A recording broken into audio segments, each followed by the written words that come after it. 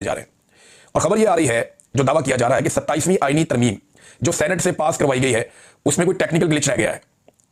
अब उसमें अलग अलग किस्म की लोग बातें कर रहे हैं। कोई कह रहे हैं आर्टिकल 6 को भी छेड़ा जाएगा, कुछ लोग कह रहे हैं कि कुछ लफ्ज जो उसके अंदर आईनी अदालत का शामिल करना था वो उसमें शामिल नहीं है, कुछ लोग कह रहे हैं कि सिकंदर सुल्तान राजा को और काजी फायजीसा को मौत पड़ी हुई है कि जनाब हम तो फंस जाएंगे, हमें तो कोई इस्तिस्ना भी नहीं है, तो आर्टिकल 6 लग जाएगा कल को। तो हर एक का अपना अपना कहना है, अपनी अपनी खबरें लोग दे रहे हैं। लेकिन ये सब लोग कह रहे हैं, बहुत बड़ी तादाद में हुकूमत अभी तक इससे भाग रही है कि ये तरमीम वापस सेनेट के अंदर लाई जाएगी और दोबारा सेनेट के अंदर वोटिंग करवाई जाएगी। अब मसला यह है कि एक और कौन सा ऐसा सेनेटर है जो बेनकाब होने वाला है। इरफान सिद्दीकी साहब का तो इंतकाल हो गया, पहले नंबर पूरे करवाए थे, एक सेनेटर आ गया था फजल रहमान की पार्टी से, उन्होंने अपनी पार्टी से निकाल दिया। वो ऐसा आदमी है कि उसने इस्तीफा भी नहीं दिया, वो तो चलो दोबारा आके वोट डाल देगा। लेकिन एक सैफुल्ला अबरू, ये पीटीआई का सेनेटर था, इसने आसिम मुनीर की खातिर जाकर वोट डाल दिया और वहीं पे खड़े होकर इसने इस्तीफा भी दे दिया। जब आप ईवान में खड़े होकर जो चेयरमैन सेनेट है उसकी मौजूदगी में वहां अनाउंस करते हैं कि मैं रिजाइन कर रहा हूं, मैं इस्तीफा दे रहा हूं और मैं अब सेनेट का हिस्सा नहीं हूं, आप इसको मंजूर कर लें कल ही, तो फिर वो इस्तीफा हो जाता है। अब क्या इसका इस्तीफा वापस किया जाएगा?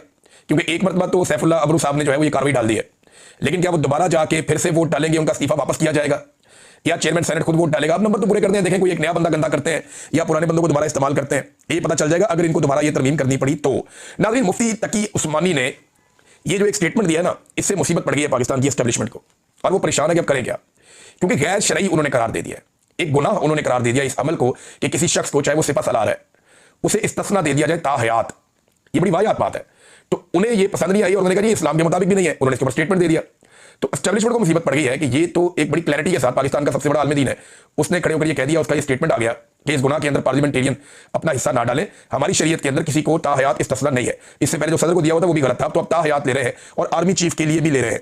लेकिन इंटरेस्टिंग बात यह है कि मुफ्ती तकी उस्मानी की हमायत में पाकिस्तान के उलमा इकराम बोल नहीं पाए, कोई भी आलम दीन जुर्रत नहीं कर रहा और बात नहीं कर रहा। खासतौर पे मुफ्ती मुनीब बिल्कुल नहीं बोला जो सरकारी मौलवी है, ताहिर अशरफी एक जुमला नहीं बोला। ताहिर अशरफी को बोलना चाहिए था, बताना चाहिए था कि क्या शरीयत के अंदर इस बात की इजाजत है या नहीं है। ताहिर अशरफी को खुलकर बोलना चाहिए था, सामने आना चाहिए था, क्योंकि यहां पे उसकी रहनुमाई दरकार है कौम को और वो एक सरकारी मौलवी के ओहदे पे बैठा हुआ है, तो उसको बताना चाहिए कि पाकिस्तान के आर्मी चीफ को ताहयात इस्तिस्ना देना शरई नुक्ता नजर से दुरुस्त है या गलत है। मुफ्ती मुनीब ने भी इसका कोई जवाब नहीं दिया, फजल रहमान भी इसके ऊपर चुप है, बल्कि वो पाकिस्तान से बाहर निकल गए।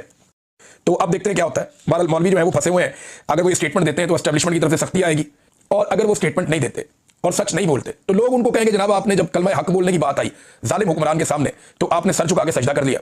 तो मुफ्ती तकी उस्मानी ने कम से कम बात की है, उम्मीद करता हूं कि वो अपनी बात वापस नहीं लेंगे।